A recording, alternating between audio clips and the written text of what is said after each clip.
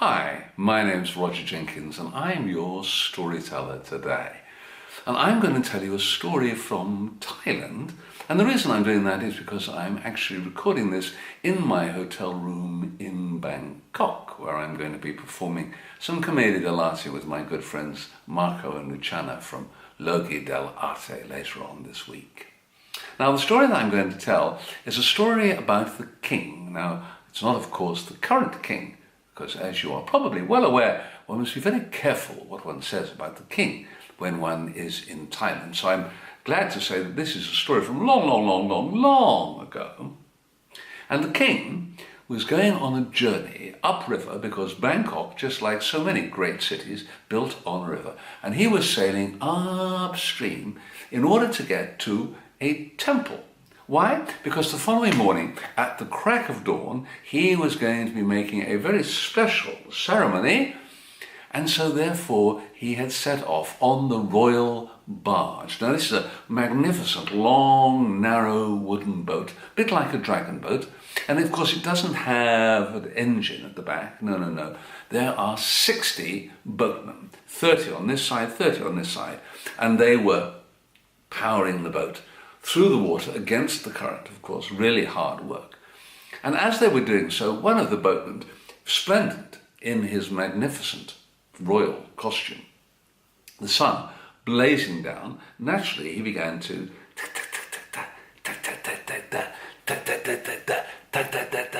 sweat. And as he did so, he looked ahead of him, because there, he was at the back of the boat, and there in the middle of the boat, underneath a rather splendid canopy, sat His Majesty. And with him were the royal men and women of the kingdom, his advisors, and they were reclining on those wonderful little sort of triangular cushions that they have in Thailand, and they were sipping their iced lemon tea and eating their fish cakes. Do you like Thai food? Delicious, isn't it? And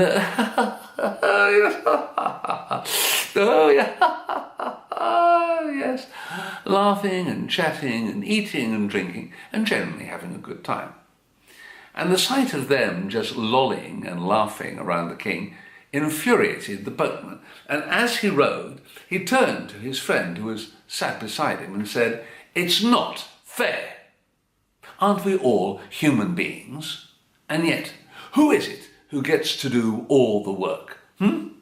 We do. And yet, who is it who gets all the money?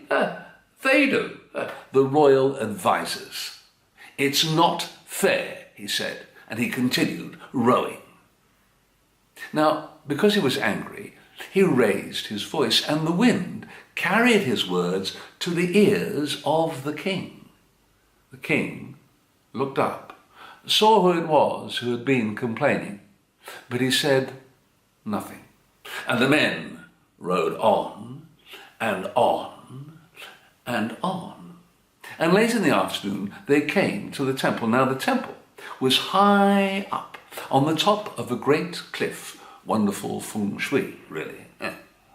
So the men pulled the boat in and they moored it beside the river. And then they had their dinner, a simple meal of some rice and fish and vegetables. And then they stretched out along the beach beside the river and were soon fast asleep, worn out by all their exertions. After a more substantial meal, the king retired to his tent. And he too went to sleep. But in the middle of the night, he heard a sound. He woke up. He came out from his tent and he walked along the beach looking to find the man who had been complaining. When he found him, he reached forward and tap, tap, tap, woke him up. The boatman looked up, saw it was the king, leapt to his feet and said, "Your Majesty." The king said, "Boatman, I heard a sound coming from the temple. Would you go and find out what was making the sound?" "Yes, Your Majesty. Yes, Your Majesty." And the boatman ran along the beach. He went up that steep and winding path all the way to the top of the cliff. And then he ran to the temple. He had a look. And then he came back and he ran up to the king and said, "Your Majesty, there are some dogs. They were barking. That's what were making the noise." And the king said, "Oh, some dogs." "Yes, Your Majesty." Ah, I see. How many dogs? And the boatman said, huh? How many dogs? Said the king. And the boatman, I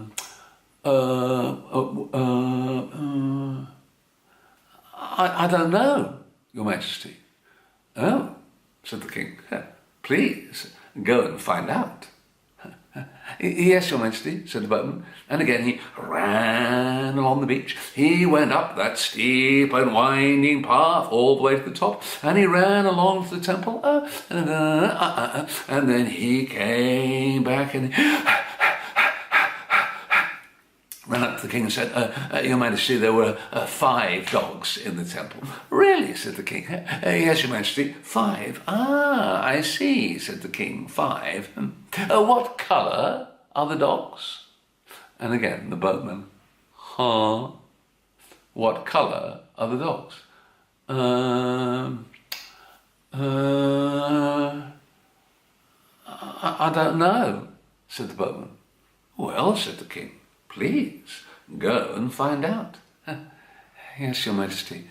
And the boatman turned and didn't run this time. He walked along the beach and he clambered up that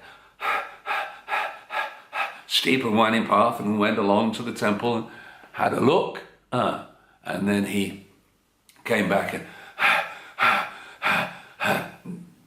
Your Majesty, there are 2 black, 2 white, and 1 little one that's a mix of black and white.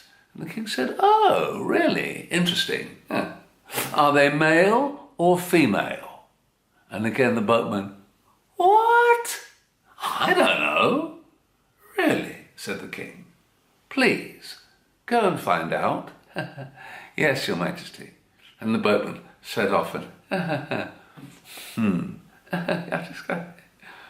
and he walked along and he clambered up that very steep and winding path and got to the top and walked along, had a look, and then he came back down, came along to the king and said, Your Majesty, there are 2 male and 3 female. Now the boatman was very worried. He didn't know what the king was going to ask him next. But the king said, I see. Thank you. You may sit. And the boatman collapsed on the sand, worn out from all his exertions.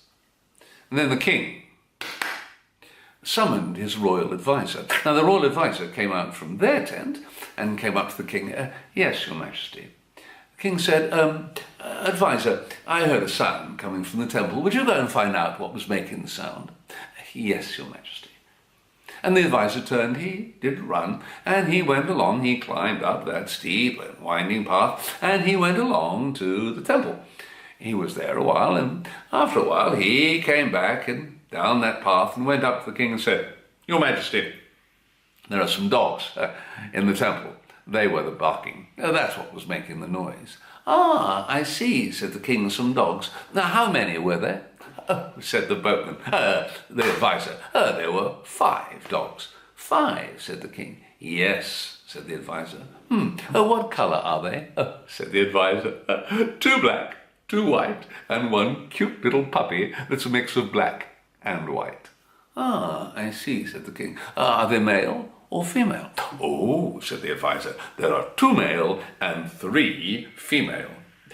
Yes, Your Majesty, added the advisor. The dogs belong to the monks. They keep them in the temple because the dogs bark whenever a stranger approaches. And that way the monks know that they have guests and are able to go and greet them and make them welcome. And the king turned to the advisor and said, Boatman, you had to go to the temple 4 times to find out what I wanted to know, but my royal advisor went only once. And what is more, my advisor found out some extra information, which I had not thought to ask, as to why the dogs were in the temple in the first place. And that is why, said the king, some people are royal advisors, and some people are only boatmen. And my question to you is this. When your teacher, or your parents, or your department head or boss, when they give you a task and some homework, an assignment, how do you do it? Are you a royal advisor, or are you a boatman? Huh? What's that?